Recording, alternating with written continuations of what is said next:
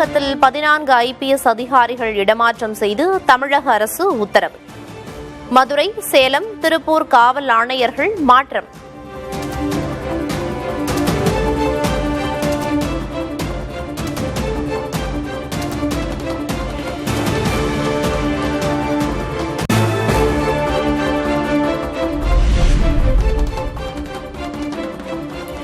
முதல்வர் விஜயை சந்தித்தார் இந்தியாவுக்கான அமெரிக்க தூதர் செர்ஜியோ கோர்.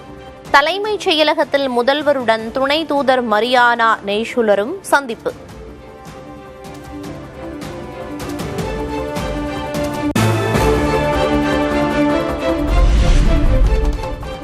சிங்கப்பெண் சிறப்பு அதிரடிப்படையின் பிரத்யேக உதவி எண் 1091 112 என்ற அவசர கால உதவி எண்ணுடன் ஒருங்கிணைக்கப்பட்டுள்ளதாக தமிழ்நாடு அரசு அறிவிப்பு.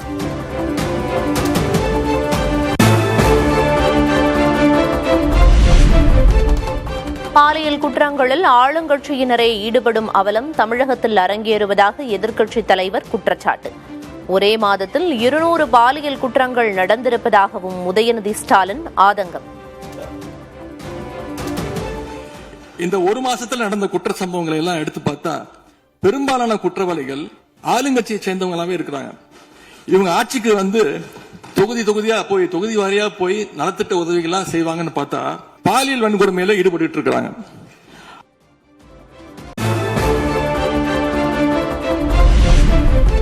துணை முதல்வராக இருந்தபோது பாலியல் குற்றங்களை குறைக்க என்ன நடவடிக்கை எடுத்தீர்கள்? உதயநிதி ஸ்டாலினுக்கு அமைச்சர் ஆதவர்ஜுனா கேள்வி.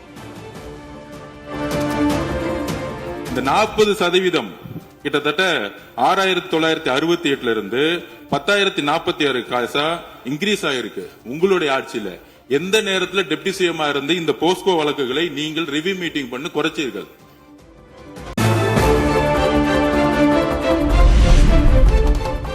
பவர் ஷேரிங் தந்தீர்களே, கூட்டணி கட்சி அலுவலகத்துக்கு பவர் தந்தீர்களா? ப. சிதம்பரம் திருமாவளவன் சந்திப்பின் போது விசிக அலுவலகத்தில் மின்வெட்டு ஏற்பட்டதை குறிப்பிட்டு உதயநிதி கேள்வி. விடுதலை சிறுத்தைகள் கட்சியுடைய தலைமையகத்துக்கு அண்ணன் முன்னாள் அமைச்சர் அண்ணன் ப. சிதம்பரம் அவர்கள் போயிருக்காரு. ஒரு உள்ள போனோடனே கரண்ட் கட் ஆயிடுச்சு. கிட்டத்தட்ட 1 மணி நேரம் 2 பேரும் இருட்டிலே உட்காந்து பேசியிருக்கிறாங்க. பவர்ல ஷேரிங் கொடுத்த ஆளுங்கட்சியால அவங்க அமைச்சரவையில் இருக்கக்கூடிய கட்சியுடைய அலுவலகத்துக்கு பவர் கொடுக்க முடியாம இன்னைக்கு தடுமாறிட்டு இருக்கிறாங்க.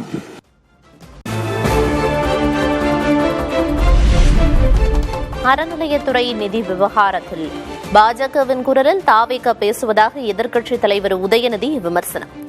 யாருக்கும் பி டீமாக இருக்க வேண்டிய அவசியமில்லை என அமைச்சர் ரமேஷ் பதில். அறநிலையத்துறையின் அசையும் மற்றும் அசையா சொத்துக்களின் வருவாய் அதன் புனிதமான நோக்கத்திற்கு மட்டுமே பயன்படுத்தப்படும் அப்படின்னு ஆளுநர் உரையில இடம்பெற்றிருக்கு. இந்த கருத்தை பார்க்கும் பொழுது அறநிலையத்துறையே இருக்கக்கூடாது அப்படின்னு சொல்ற பாஜகவுடைய குரலாகத்தான் தாவேக அரசும் சொல்லுதா அப்படிங்கிற சந்தேகம் எங்களுக்கு வருது. நாம யாருக்கும் பி டீமாக இருந்து வேலை செய்ய வேண்டிய அவசியமும் இல்ல. கோயில்களின் நிதியை ஒரு காலமும் கமர்ஷியலாக பயன்படுத்த வேண்டிய அவசியமும் தேவையும் இல்லை.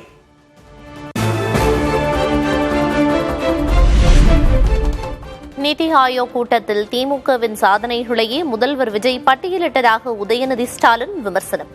ஒரே மாதத்தில் தமிழகம் முன்னேறியது போன்று தாவேக அரசு சித்தரிப்பதாகவும் குற்றச்சாட்டு. தமிழ்நாட்டில் இருக்கக்கூடிய பெண்கள் முன்னேற்றம், சுகாதாரம் எல்லாமே சிறப்பா இருக்குன்னு நம்முடைய முதலமைச்சர்கள் டெல்லியில சொல்லியிருக்கிறாங்க. 1 மாச ஆட்சியில தமிழ்நாடு மாதிரியான மிகப்பெரிய மாநிலத்தை அந்த அளவுக்குலாம் வளர்த்த முடியாது. இந்த சாதனைகள் எல்லாம் யார் ஆட்சி காலத்தில் நடந்துச்சுன்னு மக்களுக்கும் தெரியும், மக்களும் பார்த்துக்கிட்டு இருக்காங்க, முதலமைச்சருக்கும் தெரியும்.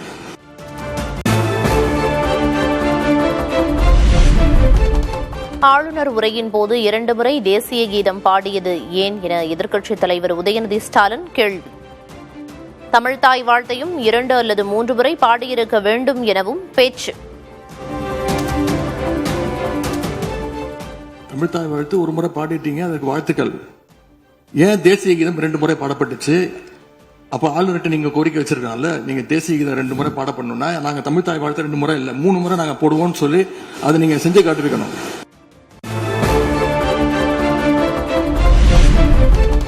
ஆளுநர் உரை என்பது ரீல்ஸ் போட உதவுமே தவிர ரியல் பிரச்சனைகளுக்கு உதவாது என எதிர்க்கட்சித் தலைவர் உதயநிதி சாடல்.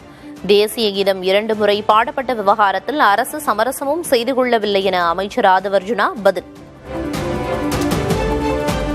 இந்த அரசனுடைய ஆளுநர் உரையில இருக்கக்கூடிய அனைத்து கண்டென்ட்டுமே ஆளுங்கட்சியினர் சோசியல் மீடியால ரீல்ஸ் போடுறதுக்கு உதவுமே தவிர ரியல் பிரச்சனைகளுக்கு எந்த சொல்யூஷனும் தருவதாக எங்களுக்கு தெரியவில்லை.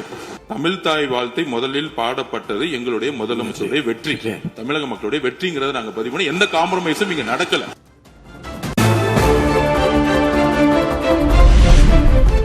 மேகதாது அணைக்கு எதிரான தீர்மானத்தில் கடைசி நேரத்தில் திருத்தம் செய்தது உரிமை மீறல் என எடப்பாடி பழனிசாமி குற்றச்சாட்டு.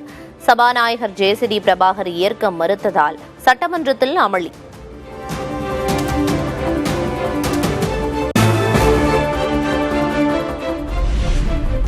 மேகதாது விவகாரத்தில் முதல்வர் கொண்டு வந்த தீர்மானம் நிறைவேற்றப்பட்ட பின் தற்போது திருத்தம் கோர முடியாது. புதிய நடுவர் மன்ற கோரிக்கைக்கு அதிமுக, பாமக உள்ளிட்ட கட்சிகள் எதிர்ப்பு தெரிவித்த நிலையில் சபாநாயகர் திட்டவட்டம்.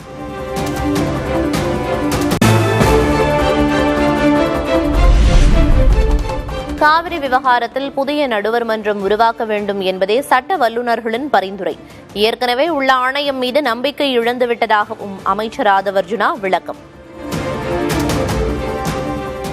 இந்த காவிரி வாட்டர் கமிஷன் மீது நம்ம நம்பிக்கை இழந்துட்டோம். இந்த கமிஷனை நம்ம இமிடியட்டா கேன்சல் பண்ணிட்டு புதிய கமிஷன்ங்கிறது முழுக்க மேகதாது அணையில அணை கட்டக்கூடாது அப்படிங்கிறதுக்காகவே இந்த கமிஷன் உருவாக்கணுங்கிறது தான் நம்மளுடைய சட்ட வல்லுநர்களுடைய ஆலோசனை.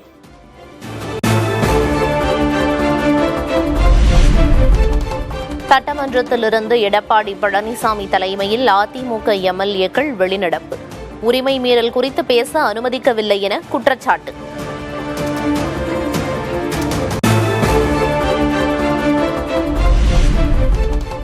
சட்டமன்றத்தில் மீண்டும் இரு அணிகளாக செயல்படுகிறார்களா அதிமுக உறுப்பினர்கள்? எஸ்.பி. வேலுமணி, நத்தம் விஸ்வநாதன், ரவி, ராகேஷ் உள்ளிட்டோர் வெளிநடப்பு செய்யாததால் சந்தேகம்.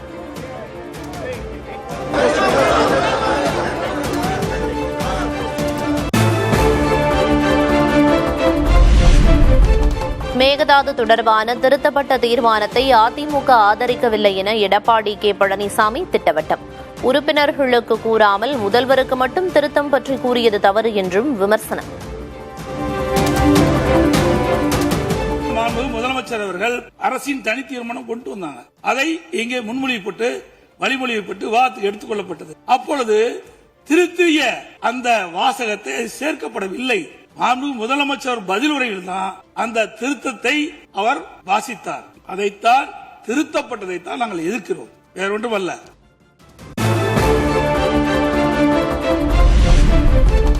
புதிய நடுவர் மன்றம் அமைப்பதே ஆக்கப்பூர்வமானதாக இருக்கும் என முன்னாள் அமைச்சர் தங்கம் தென்னரசு கருத்து. மேகதாது விவகாரத்தில் மீண்டும் ஒரு விவாதத்தை உருவாக்காமல் ஒற்றுமையாக எதிர்க்க வேண்டும் என்றும் வலியுறுத்தல். கடந்த 19ஆம் தேதி அன்று அவையிலே நாம் காட்டியிருக்கக்கூடிய ஒற்றுமை உணர்வை பாதிப்பதாக, அதை தாண்டி நமக்குள்ளே இருக்கக்கூடிய அரசியல் கட்சிகளுடைய பிளவு இருப்பதை போன்ற ஒரு தோற்றத்தை உருவாக்கி அதை அரசியலாக்குவதைப் போல அமைந்துவிடும்.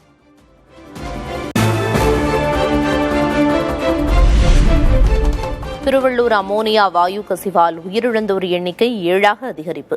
உயிரிழந்த 7 பேருமே பெண்கள்.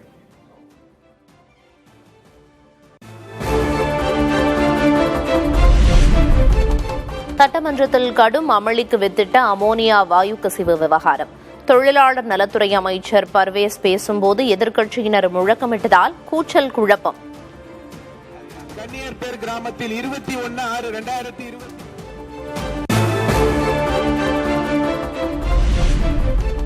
குழாய் இணைப்பில் ஏற்பட்ட கோளாறே இறால் பதப்படுத்தும் ஆலை விபத்துக்கு காரணம். சட்டமன்றத்தில் விதி எண் 110 கீழ் விளக்கமளித்த அமைச்சர் பர்வேஸ். தனியார் கடல் உணவுகளை பதப்படுத்தும் தனியார் தொழிற்சாலையில் ஐஸ் பிளாக்ஸ் ஜெனரேட்டர் மிஷினுக்கு செல்லும் பைப்லைன் வால்வில் எதிர்பாராத விதமாக ஏற்பட்ட விபத்தின் காரணமாக அமோனிய வாயு கசிவு ஏற்பட்டுள்ளது.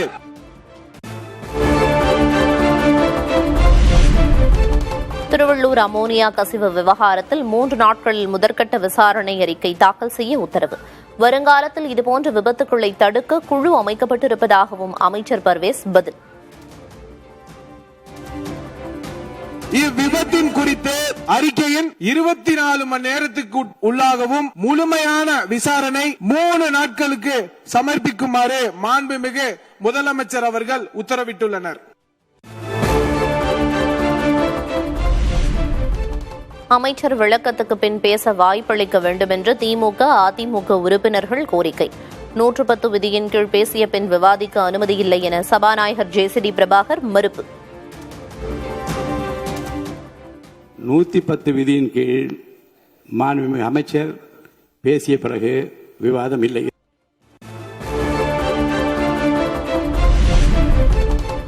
அமோனியா வாயு கசிவில் உயிரிழந்தவர்களுக்கு தலா 10 லட்சம் ரூபாய் இழப்பீடு வழங்க சட்டமன்றத்தில் திமுக வலியுறுத்தல். மீண்டும் இப்படி ஒரு சம்பவம் நடக்காமல் தடுக்க தொழிலாளர்களுக்கு விழிப்புணர்வை ஏற்படுத்தவும் திமுக கொறடா ஏவா வேலு கோரிக்கை. தொழிலாளர்களுக்கும் முதலாளிகளுக்கும் ஒரு விழிப்புணர்வு உருவாக்குவதன் மூலமாகத்தான் இது கட்டுப்படுத்த முடியும். இந்த தொழிலாளர் குடும்பங்களுக்கெல்லாம் பாதிக்கப்பட்ட குடும்பங்களுக்கு ஒரு 5 லட்சம் ரூபாயும், இறந்த குடும்பங்களுக்கு 10 லட்சம் ரூபாய் பணமும் முதலமைச்சர் அறிவிக்க வேண்டும் என்று திராவிட முன்னேற்ற கழகத்தின் சார்பாக.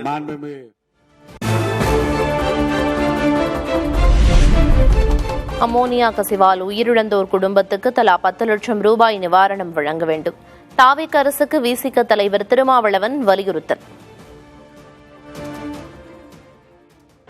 உயிரிழந்தோர் குடும்பத்திற்கு குறைந்தது தலா 10 லட்சம் ரூபாய் இழப்பீடு தொகை வழங்க வேண்டும்.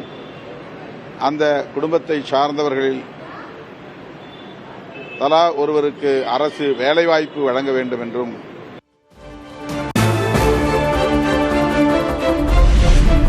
விவசாயிகளின் பயிர்க்கடனை முழுமையாக தள்ளுபடி செய்ய சௌமியா அன்புமணி வலியுறுத்தல்.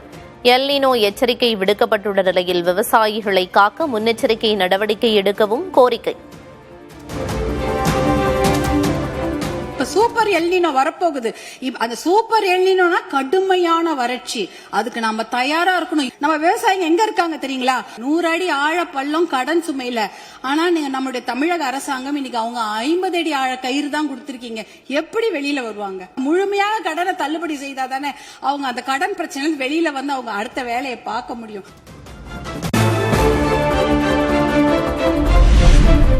உறுப்பினர்கள் இருக்கையில் தண்ணீர் பாட்டில் வைக்க வேண்டும் என பிரேமலதா வலியுறுத்தல். தண்ணீர் பாட்டில் வைத்தால் எரிந்து விடுவார்கள் என ஓ பன்னீர்செல்வம் கூறியதால் அவையில் சிரிப்பலை.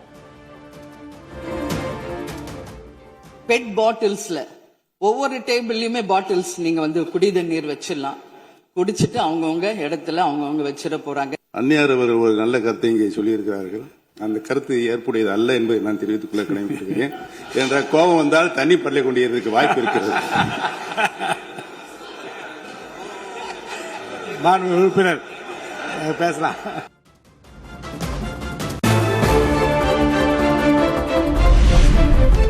மன்னார்குடி எம்எல்ஏ காமராஜ் பேச எழுந்தபோது 7 முறை இடையூறு. தன்னை பேச அனுமதிக்குமாறு கோரிக்கை விடுத்ததால் சட்டமன்றத்தில் சிரிப்பலை. மாண்புமிகு பேரவைத் தலைவர் அவர்களே, உட்காருங்க. இப்ப நான் 7வது முறையா நீங்க பேசும்போது உட்காருங்க. பரவாயில்ல, அதனால ஒண்ணு இல்ல. 7வது முறையா முதலமைச்சரை வாழ்த்துறேன். அவர் அனுமதிங்க. நான் இவங்க குறுக்கிட்டதுனால 7வது முறையா நான் எந்திரிச்சிருக்கிறேன். 7வது முறையா மாண்புமிகு முதலமைச்சர் அவர்களை நான் வாழ்த்த கடமைப்பட்டிருக்கேன். ஏன்னா ஒருவரை முதலமைச்சரை வாழ்த்தும் போதும் இடையில உறுப்பினர்கள் குறுக்கிடுவதும் நான் உட்கார்றதும் இப்ப இது 7வது முறை.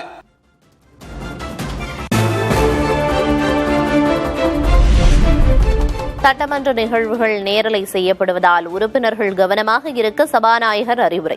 அவையின் மாண்பையும் கண்ணியத்தையும் குறைக்கும் வகையில் செயல்பட்டால் கடும் நடவடிக்கை எடுக்கப்படும் என்றும் எச்சரிக்கை. பேரவை நடவடிக்கைகள் தற்போது நேரலையாக ஒளிபரப்பு செய்யப்படுவதால் பேரவையில் உள்ள உறுப்பினர்கள் மிகுந்த கவனத்துடனும் எச்சரிக்கையுடனும் இருக்குமாறு கேட்டுக்கொள்கிறேன். இதுபோன்ற செயல்கள் தொடர்ந்தால் அந்த செயல் அவையின் உரிமை மீறலாக கருதப்பட்டு சம்பந்தப்பட்ட உறுப்பினர் மீது நடவடிக்கை எடுக்கப்படும் என்பதையும் நான் தெரிவித்துக் கொள்கிறேன். தமிழ்நாடு காங்கிரஸ் தலைவர் பதவியிலிருந்து விலகுவதில் உறுதியாக உள்ளதாக செல்வ பெருந்தகை திட்டவட்டம். கோரிக்கையை தலைமை பரிசீலித்து விடுவிக்கும் என்றும் புதிய தலைமுறைக்கு பிரத்யேக பேட்டி. தேர்தல் முடிந்தவுடன் நான் மாநில தலைவராக தொடர்வதற்கு வாய்ப்பில்லை. ஆகையால் வேற ஒருவர் அந்த பணியை மேற்கொள்வார் என்று ஏற்கனவே சொல்லியிருக்கேன். பத்திரிகையாளர்கிட்ட மட்டும் இல்லை, எங்கள் தலைமைக்கும் நான் சொல்லியிருக்கேன். அந்த அடிப்படையில் நேற்றைக்கு அந்த வாதமும் பேசப்பட்டிருக்கு. இனிமேல் தலைமை என்னுடைய கோரிக்கையை பரிசீலனை செய்து என்னை விடுவிக்கும் என்று நான் முழுமையாக நம்புகிறேன்.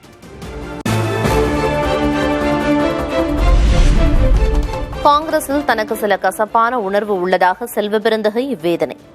மாணிக்கம் தாக்கூர், ஜோதிமணி பற்றி மனம் திறப்பேன் என்றும் பேட்டி. சில கசப்புணர்வுகள், நண்பர்கள் எல்லாம் ஒரு புரிதல் இல்லாமல் பேசுவது இப்படிலாம் இருந்தது. என்னுடைய உள்மனசு சொல்லிச்சு, இனிமேல் அதை தொடர வேண்டாம். மாணிக்கம் தாக்கூரா இருக்கட்டும், இல்ல ஜோதிமணியாக இருக்கட்டும், இல்ல விஸ்வநாதனா இருக்கட்டும், பலரும் உங்களுக்கு எதிரான கருத்துக்களை தொடர்ந்து தெரிவிச்சாங்க. உங்களுக்கு எதிராக செயல்பட்டதா ஒரு கருத்து பரவுது. அது உண்மைதானா சார்? என்னதான் சார் நடந்திருக்கு? நான் ஒரு நாளைக்கு விபரமா மனம் திறந்து உங்களுடன் பேசுவேன். மக்கள் சேவகன் இயக்கத்தை தொடங்கியது காங்கிரஸ். இனி குரூப்பிசம் இல்லாமல் வேட்பாளர் தேர்வு செய்யப்படுவார்கள் என அமைச்சர் ராஜேஷ்குமார் அறிவிப்பு.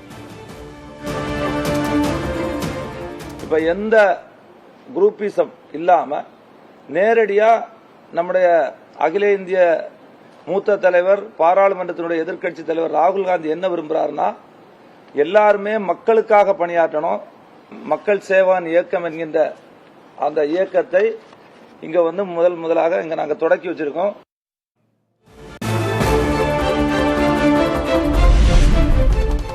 தேசிய ஜனநாயக கூட்டணியிலிருந்து வெளியேறியது ஜான் பாண்டியனின் தமிழக மக்கள் முன்னேற்றக் கழகம். நட்பு தொடரும், கூட்டணி தொடராது என்று ஜான் பாண்டியன் பேட்டி. இவ்வளவு நாட்களாக நாங்கள் இந்திய அரசு அவர்களோடு நல்ல நட்புணர்வோடு கூட்டணி அமைத்தோம். இன்றிலிருந்து தமிழக மக்கள் முன்னேற்ற கழகம் தேசிய ஜனநாயக கூட்டணியிலிருந்து வெளியேறுகிறது என்ற செய்தியை நான் உங்கள் மூலமாக தெரிவித்துக் கொள்கிறேன்.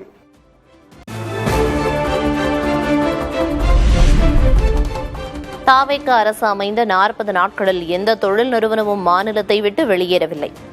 ஆதாரங்களை வெளியிட தயார் என்றும் அமைச்சர் கீர்த்தனா அறிவிப்பு.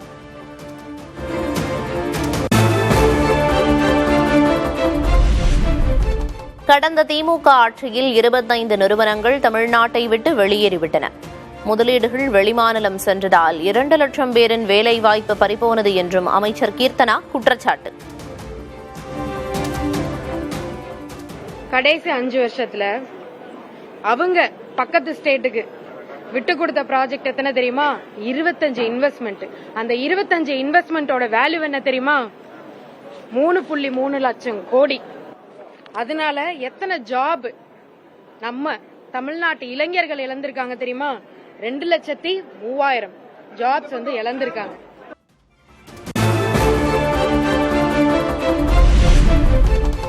மழையில் நனைந்து வீணாகும் நெல் மூட்டைகளை பாதுகாக்காமல் தாவேக அரசு வேடிக்கை பார்ப்பதாக எடப்பாடி கே பழனிசாமி குற்றச்சாட்டு.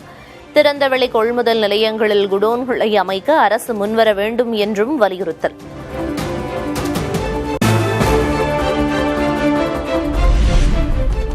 தமிழ்நாட்டின் பல்வேறு இடங்களில் விவசாயிகள் போராட்டம். முழுமையாக பயிர்க்கடன் தள்ளுபடி செய்ய வலியுறுத்தல்.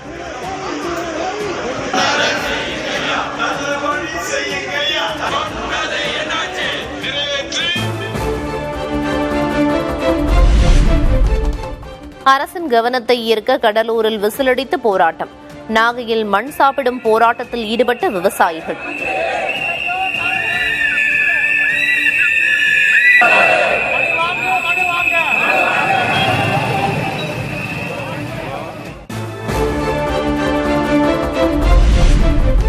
முல்லை பெரியாறு அணை விவகாரத்தில் தமிழக அரசின் நிலைப்பாடு ஆக்ரோஷமானது என கேரளா கடிதம்.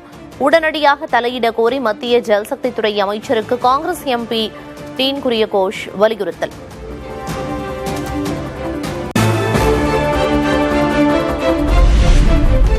சென்னை தண்டையார்பேட்டையில் உள்ள ஐஓசி பெட்ரோலியம் சேமிப்பு கிடங்கில் தீ விபத்து. கரும்புகை காரணமாக சாலையில் செல்வோருக்கு கண்ணெரிச்சல் மற்றும் மூச்சு திணறல்.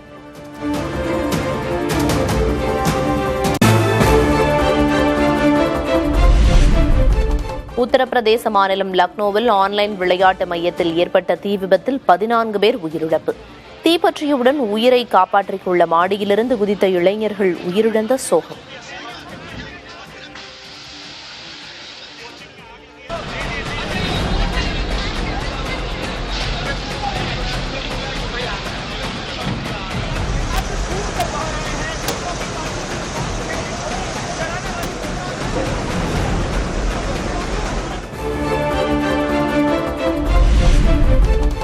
உத்தவ் சிவசேனாவிலிருந்து ஷிண்டே பிரிவுக்கு தாவிய 6 எம்பிக்கள்.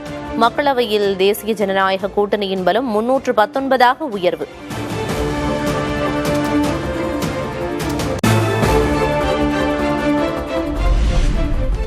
பஞ்சாபிலும் பெண்களுக்கு மாதம் 1000 ரூபாய் தரும் திட்டம் ஜூலை 1ஆம் தேதி முதல் அமல். பட்டியலின பெண்களுக்கு மாதம் 1500 ரூபாய் தரப்படும் என முதல்வர் பகவந்த் சிங் மான் அறிவிப்பு.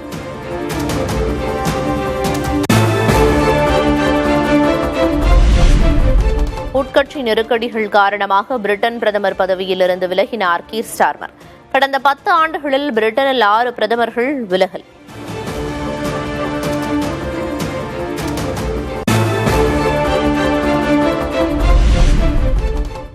அமைதி ஒப்பந்தத்தை 60 நாட்களுக்குள் எட்ட அமெரிக்கா ஈரான் இடையே உடன்பாடு. சுவிட்சர்லாந்தில் நடைபெற்ற கூட்டத்தின் முடிவு குறித்து கத்தார், பாகிஸ்தான் கூட்டறிக்கை. Play down the impact of violence. Disagreements about precisely how to get there. Hormuz நீரிணையை மூடினால் உங்கள் நாட்டிற்கு திரும்பிச் செல்ல மாட்டீர்கள் என ஈரான் குழுவுக்கு அமெரிக்க அதிபர் மிரட்டல். டிரம்பின் எச்சரிக்கையால் அதிருப்தியடைந்த சுவிட்சர்லாந்து பேச்சுவார்த்தையிலிருந்து வெளிநடப்பு செய்த ஈரான்.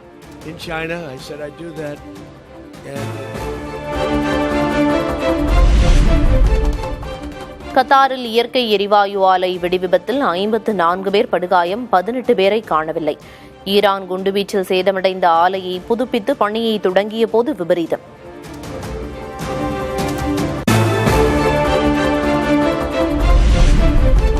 சிந்து நதிநீர் ஒப்பந்த நிறுத்தத்தை தொடர்ந்தால் இந்தியா மீது போர். பாகிஸ்தான் பாதுகாப்பு அமைச்சர் கவாஜா ஆசிப் மிரட்டல்.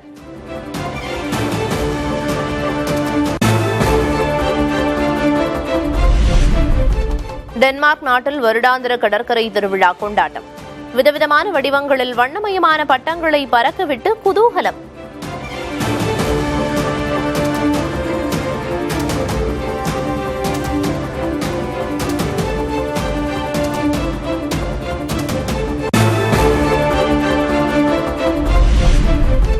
நான் முதல்வன் திட்டத்தை தாவேக அரசு முடக்க முயற்சிப்பதாக குற்றம் சாட்டிய உதயநிதி. திட்டம் முடக்கப்படவில்லை என அமைச்சர் ராஜ்மோகன் பதில். நான் முதல்வன் திட்டத்தை நீங்க முடக்கிற முயற்சியில் இறங்கியிருக்கீங்கன்னு கேள்விப்பட்டோம். தமிழ்நாட்டில் இருக்கக்கூடிய ஒவ்வொரு இளைஞர்களும் அவங்களுடைய துறைகளில் நான் முதல்வன் அப்படின்னு உருவாகணும்னு தான் எங்களுடைய தலைவர் இந்த திட்டத்தை கொண்டு வந்தாங்க. நான் முதல்வன் திட்டத்தை முடக்குவதற்கோ மாற்றுவதற்கோ எங்களுக்கு எந்த திட்டமும் இல்லை.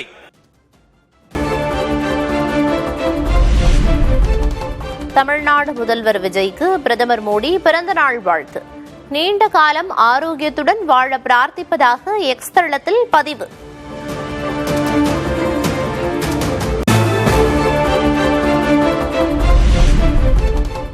முதல்வர் விஜய்க்கு முன்னாள் முதல்வர் மு.க. ஸ்டாலின் பிறந்த நாள் வாழ்த்து.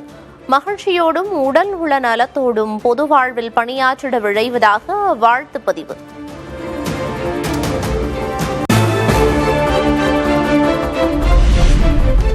முதல்வர் விஜய்க்கு முன்னாள் முதல்வர் எடப்பாடி கே. பழனிசாமி பிறந்தநாள் வாழ்த்து. நீண்ட ஆயுள், உடல் நலத்துடன் பணியாற்ற வாழ்த்தி பதிவு.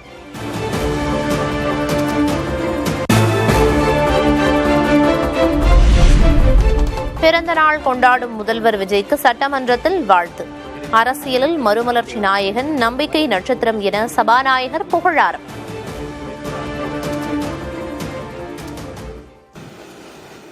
தமிழக அரசியலின் மறுமலர்ச்சி நாயகராக, சொல் வீரர்களுக்கு மத்தியில் செயல் வீரராக, திரைத்துறை மற்றும் அரசியல் துறை என இரண்டிலும் மக்களின் நம்பிக்கை நட்சத்திரமாக மாண்புமிகு முதலமைச்சர் புரட்சி தளபதி அவர்கள் பல்லாண்டு வாழ்ந்து பல பல சாதனைகள் படைக்க வேண்டும் என்று நான் மனதார வாழ்த்துகிறேன்.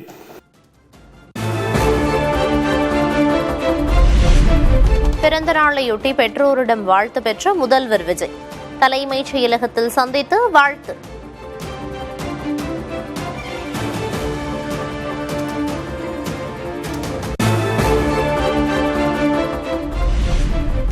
தாவேக எம்எல்ஏ பல்லவியின் குழந்தையை கொஞ்சிய முதல்வர் விஜய் தமிழ் வெற்றி கொண்டான் என பெயர் சூட்டினார்.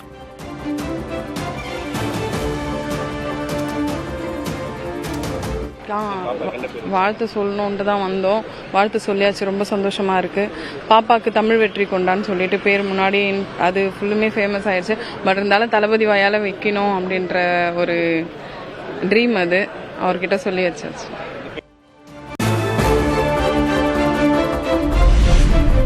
முதல்வர் விஜய் பிறந்த நாளையொட்டி எழும்பூர் குழந்தைகள் நல மருத்துவமனையில் இன்று பிறந்த குழந்தைகளுக்கு தங்க மோதிரம், 19 குழந்தைகளுக்கு தங்க மோதிரம் அணிவித்த அமைச்சர்கள் செங்கோட்டையன், ஸ்ரீநாத்.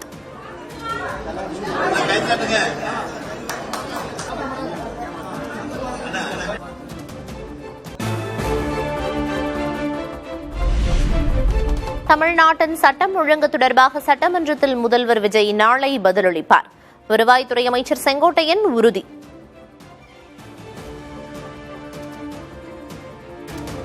சட்ட ஒழுங்கு பிரச்சனையை பொறுத்தவரையும் சரி செய்து கொண்டுதான் இருக்கிறோம். அதற்கான புள்ளி விவரங்களை இன்றைக்கு சட்டமன்றத்திலே குறிப்பிடப்பட்டிருக்கிறது. அதை முழுமையாக நம்முடைய முதலமைச்சர் அவர்கள் நாளை பதில் சொல்ல இருக்கிறார். தொடர் விடுமுறையை முன்னிட்டு ஜூன் 25 முதல் 28 வரை சிறப்பு பேருந்துகள் இயக்கம். சென்னை மற்றும் பிற ஊர்களிலிருந்து சிறப்பு பேருந்துகள் இயக்கப்படும் என போக்குவரத்து கழகம் அறிவிப்பு.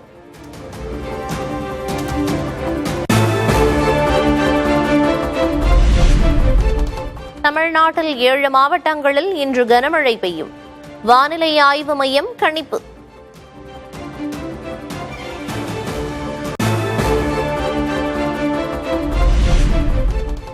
உதகை சுற்றுவட்டார பகுதிகளில் கனமழை. மத்திய பேருந்து நிலையம் அருகே உள்ள பாலத்தின் கீழ் தண்ணீர் தேங்கியதால் போக்குவரத்து பாதிப்பு.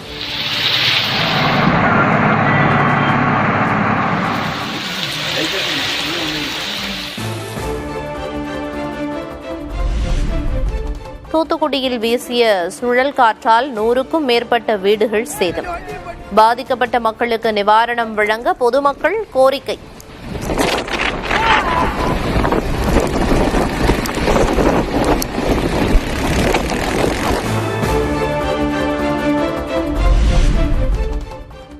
கொடைக்கானல் மலைப்பகுதிகளில் நாளுக்கு நாள் அதிகரிக்கும் குளிர். சுற்றுலா பயணிகளின் வருகை வெகுவாக குறைந்தது.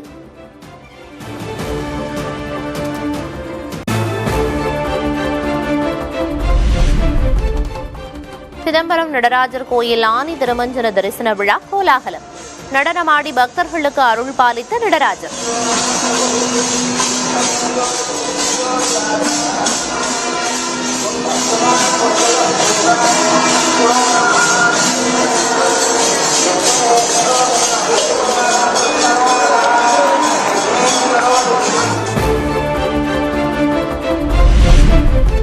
சென்னை 1000 விளக்கு காவலர் குடியிருப்பு பகுதியில் சிறுவனை விரட்டிச் சென்று கடித்த நாய்கள். தொடரும் தெருநாய்க்கடி பிரச்சினைக்கு தீர்வு எப்போது என மக்கள் கேள்வி.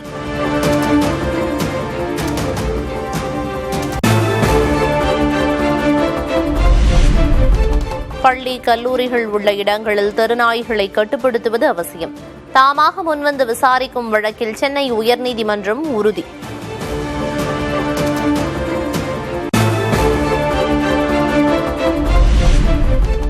தெருநாய்கள் விவகாரத்தில் உச்சநீதிமன்ற உத்தரவை அமல்படுத்துவதில் ஏன் தாமதம்?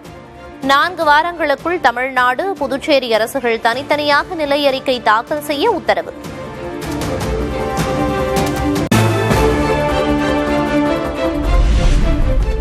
கேரளாவில் தெருநாயிடம் சிக்கிய சிறுவனை மாடியிலிருந்து குதித்து காப்பாற்றிய சம்பவம். தன் உயிரையும் பொருட்படுத்தாமல் குழந்தையை காப்பாற்றியவரை நெகிழ்ந்து பாராட்டும் மக்கள்.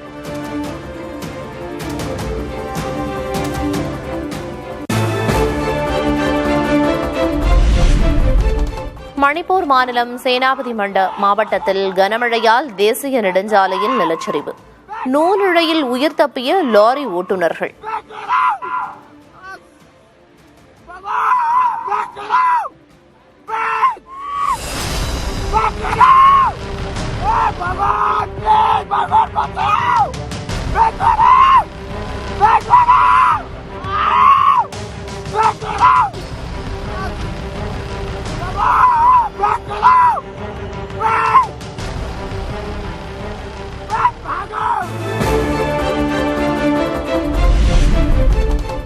உத்தராகண்டில் உடற்பயிற்சியின் போது உயிரிழந்த காவல்துறை அதிகாரி.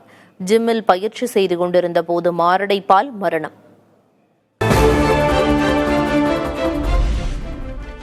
ரஷ்யா மீது ஹிட்லர் படையெடுத்ததன் 85வது நினைவு தினம் மாஸ்கோவில் அனுசரிப்பு. போரில் உயிரிழந்த ரஷ்ய வீரர்கள் நினைவிடத்தில் அஞ்சலி செலுத்திய அதிபர் புட்டின்.